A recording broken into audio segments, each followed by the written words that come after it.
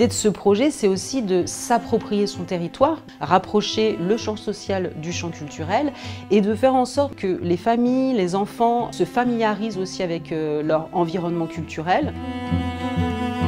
Ça va être d'abord dans leur ville, les équipements de proximité, ça peut être la médiathèque, la salle de spectacle, le conservatoire. Parfois, c'est des lieux qui paraissent inaccessibles pour eux. Et puis petit à petit aller vers d'autres lieux sur l'agglomération et puis voir au-delà, comme avec le château de Versailles cette année, qui a été aussi un moment assez fédérateur.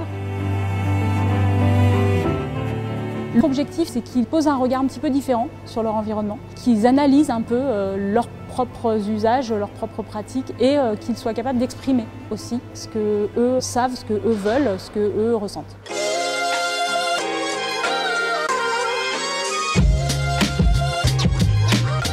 Entre les partenaires culturels et les référents sociaux, il y a une sélection de spectacles, d'ateliers qui vont être proposés aux enfants et à leurs familles. La culture, c'est vraiment tout ce qui a été construit et transmis par l'homme. Et donc c'est un parcours qui est proposé sur l'ensemble de l'année et sur lequel les enfants et les familles s'engagent.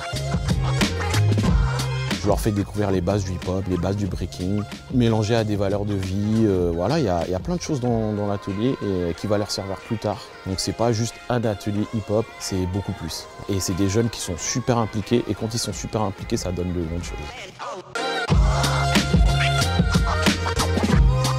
Il est à espérer qu'à l'issue des 3 ans, ces habitudes puissent perdurer et qu'en dehors de Demos, ils continueront à aller voir des spectacles, peut-être aller vers d'autres pratiques culturelles et qu'ils se souviendront en tout cas de ces émotions partagées et de tout ce bien-être que ça a pu leur apporter au moins pendant la durée du projet.